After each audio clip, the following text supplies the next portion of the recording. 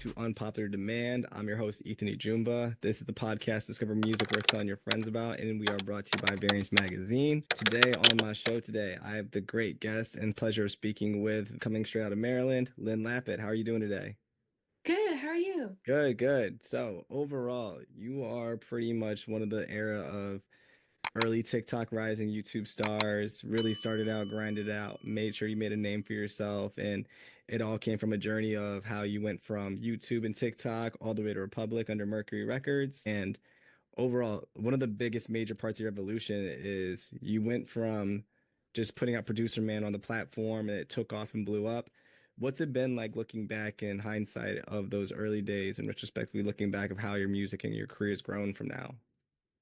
I feel like it's so surreal that I was able to make a name for myself as an artist solely just through posting online. I feel like when I started posting online back in 2020, I was a junior in high school and didn't really expect anyone to resonate with at least the covers that I was posting or at least the music that I was writing and putting out. And I think it's crazy that like here I was just posting online for fun in the middle of the pandemic and now selling out like rooms for tour. I think it's so crazy that I've been able to do that with my career. It's so surreal. And speaking on that, your sound blends a lot of like those true uke early elements from your early career.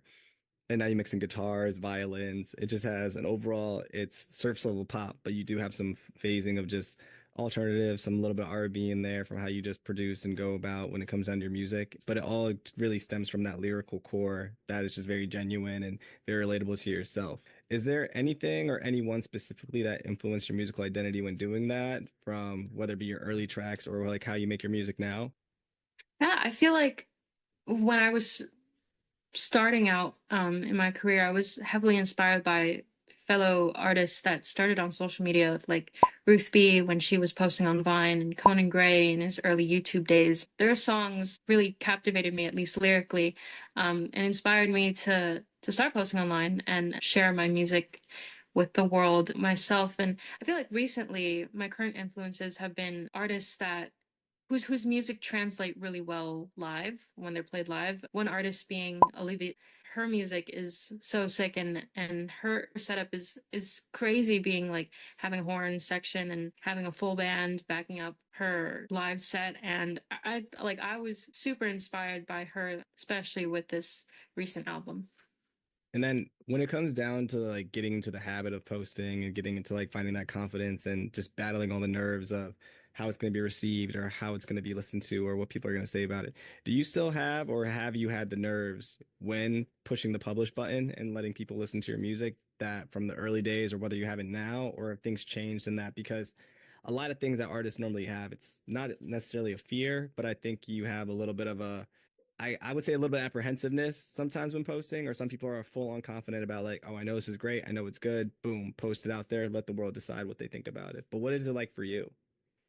I feel like for me, it's hard to, perceive that so many people are Put together watching my this, videos yeah. and yeah and viewing listening to my music. It's hard to like when I get like a million views on a video, it's hard to think that a million people are watching. It's hard to like put that number in my head and visualize that. And so I feel like I never really had a fear or apprehensiveness with posting online and sharing my music and being as vulnerable as I am in my music.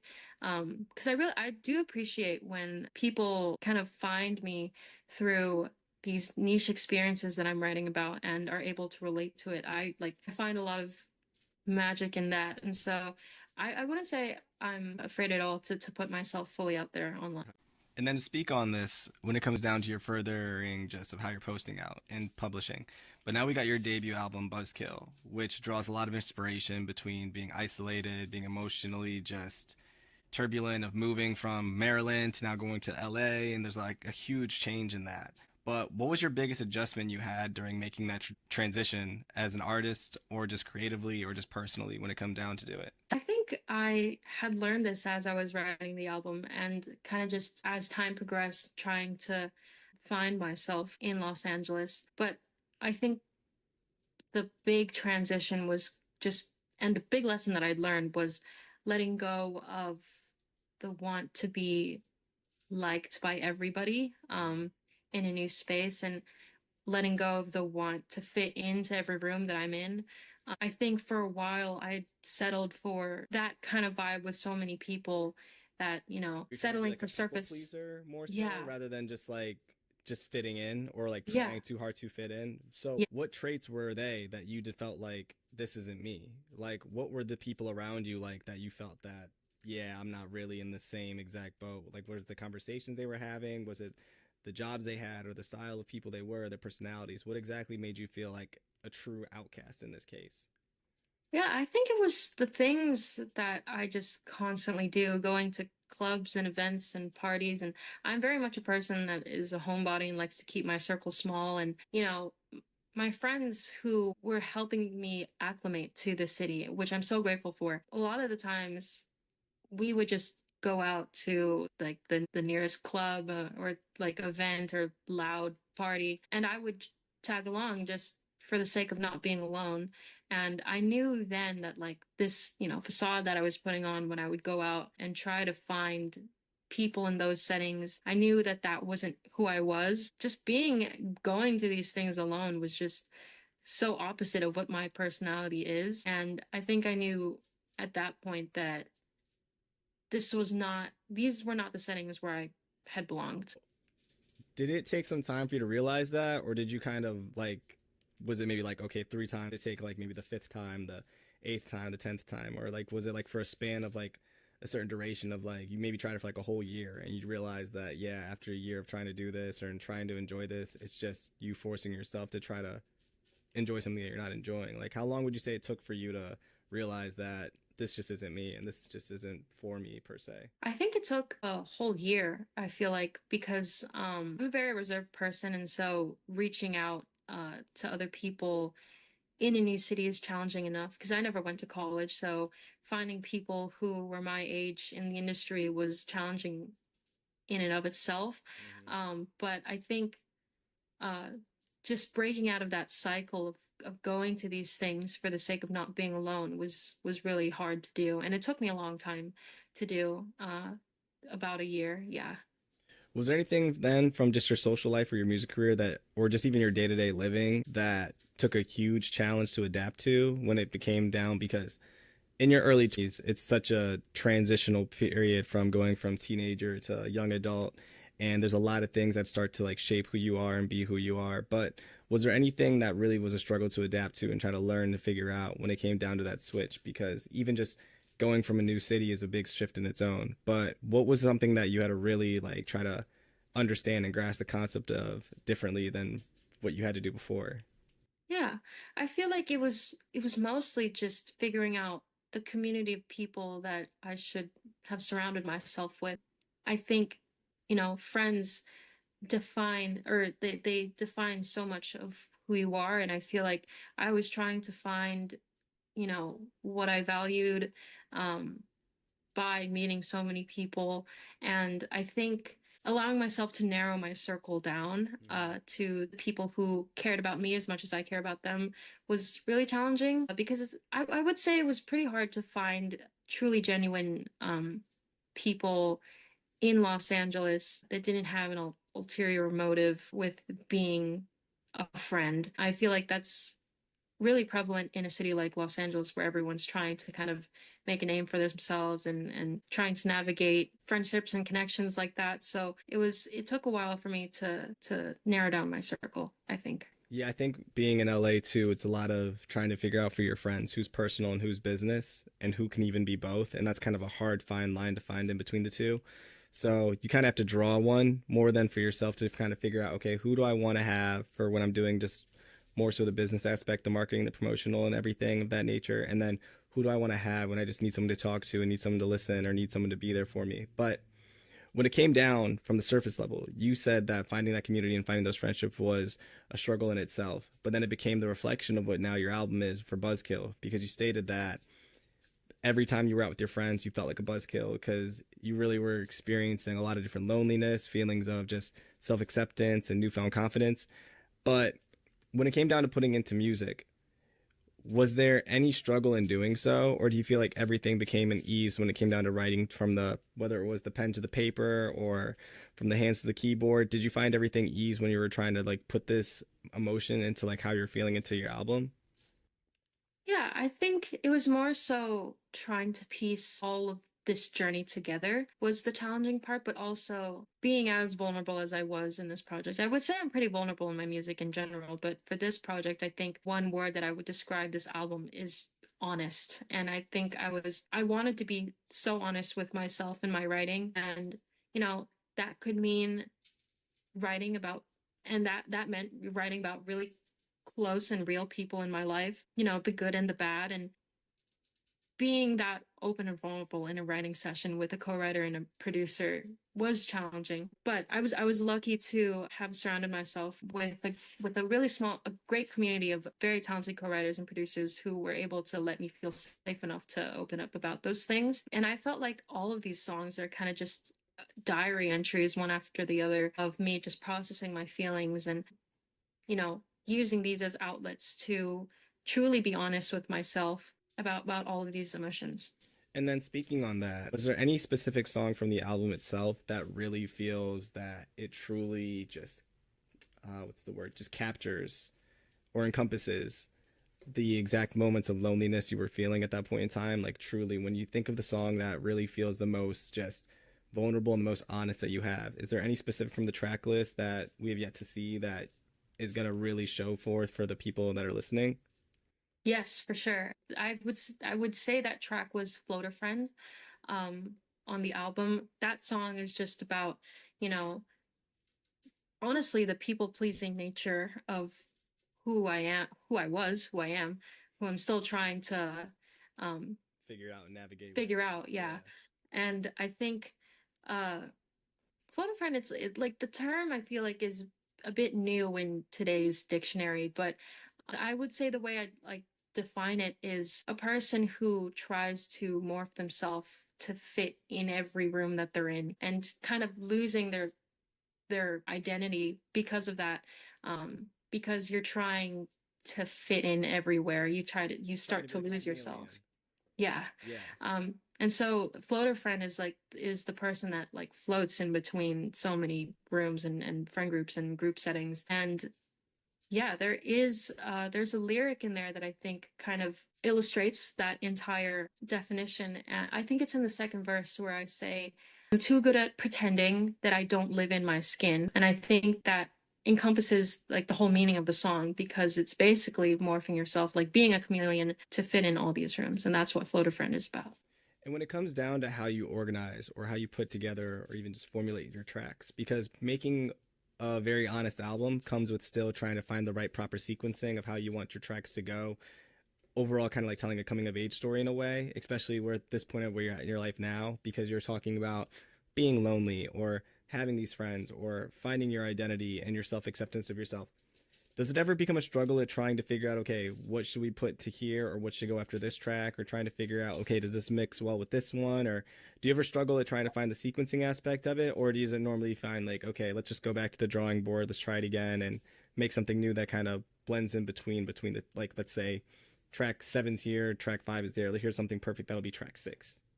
Yeah, I feel like this album especially was pretty challenging to sequence and put in order because I think all of these songs I had written out of order and were just about very specific emotions that like by themselves may not seem like they go together. I feel like overall I was able to tie them together because of the story of the album, like the overall story of the album. But some of these songs are about specific relationships that don't have anything to do with other relationships or experiences. But I feel like I remember it was just myself putting these songs in order in my notes app in a way that made sense to me, and I feel like they tell the chronological story or the journey to self-acceptance in the midst of finding yourself super lost in a new setting. But yeah, I would say it was definitely a challenge to put them in an order that made sense to me. Do you tend to do a lot of your just projects that way? Because I know that some people have a way of doing it where they consider their albums like soundtracks or books or even like a mini series or episodes, and they try to like figure out how exactly can I tell my story without it being too detailed in a way or Mhm, too personal without mhm, it because at the end of the day the music has to still make sense. It has to still mhm. find some kind of format between like verse chorus bridge and such. But do you tend to like approach your projects or even just your songs in general in a certain direction so that way the story of itself gets told in a proper way in order for it to appeal? Yeah, for sure. I love when albums are conceptual like that and are cohesive. And I had done that with my previous project, To Love in the 21st Century, back in 2023. Whole EP was about a romantic situationship, and the visuals had illustrated that as well. I knew that I wanted to do that with this album as well because I love telling a story in my songs and having a chronological story happening, like lyrically, thematically, but also visually. I feel like I love to picture what music video or visualizer could pair with each song. I super inspired by different types of media, even outside of albums and songs. Two inspirations that I had was The Edge of 17 with Haley Steinfeld in that one. And then, funny enough, this is like crazy reference, but Pen 15, That is a that crazy one, reference, but it's yeah, a it's a good crazy, show. yeah, it's a great show. I had taken inspiration from that show because it was so incredibly raw and honest and real that it was almost uncomfortable. And I knew that I wanted to do that with this album. It Just does make it, have a yeah. that just here's the bare true to what it is of how it is going through growing up and maturity and aspects of that. So and doesn't hold back. There's no punches pulled at all through the entire show with the episodes given, but it is very like, huh, I don't see it, but I see what you mean because it is very Mhm. genuine and very real. It's like how you're saying it. So Yeah. when it comes down to it then how you try to like encompass these emotions and put them into your music, does it all start from you, whether it be the pen to the paper, just figure out the lyrics, write down a quote and see where it goes, or start with the beat and figure out the production first, or what exactly is your process when you try to make something of just art to your music itself? Yeah. I feel like with all my songs, they start with an emotion. I like to, whenever I am feeling any sort of type of way, lonely, sad, happy, I like to write it down in my notes app, like whatever feeling that I'm feeling, any possible lyrics that I could pair these emotions to. And I take these like bare bones.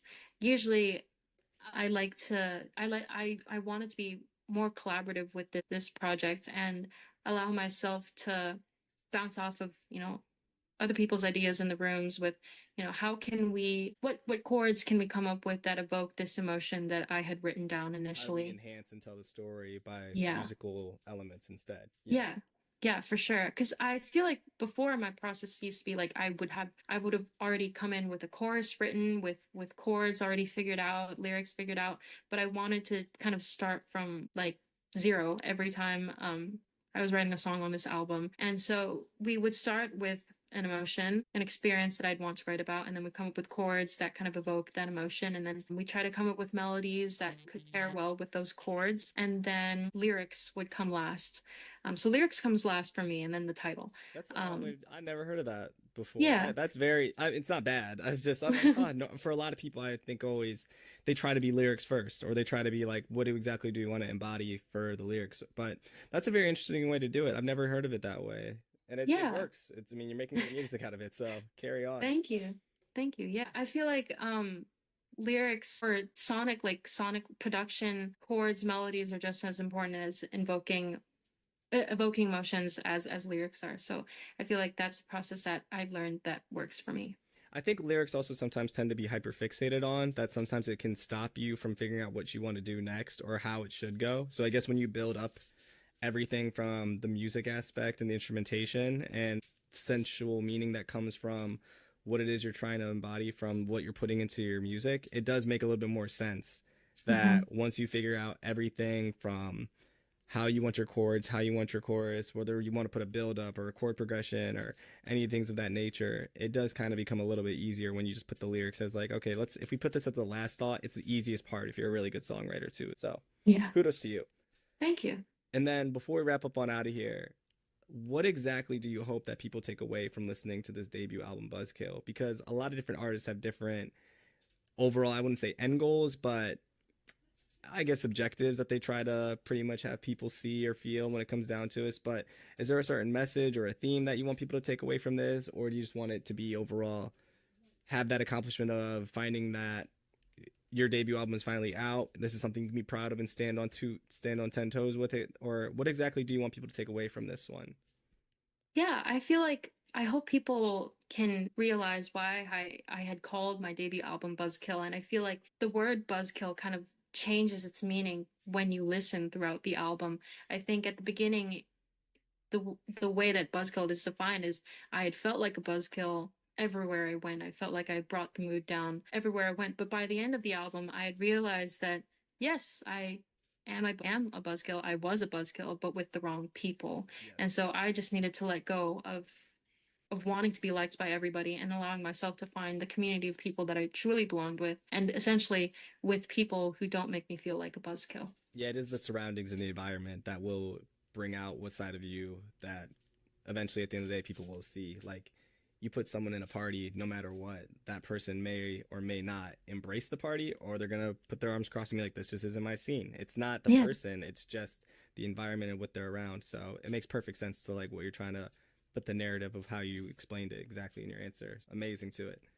Thank you. But Thank yeah, you so much. of course. Overall, I just want to say thank you again. Appreciate you for coming on. Buzzkill is going to be a great, great album. So amazing. Kudos to what you've got so far with all the singles. Amazing story that you've got to tell. I can't wait to listen to it. And just want to say thank you again for coming on today, Lynn.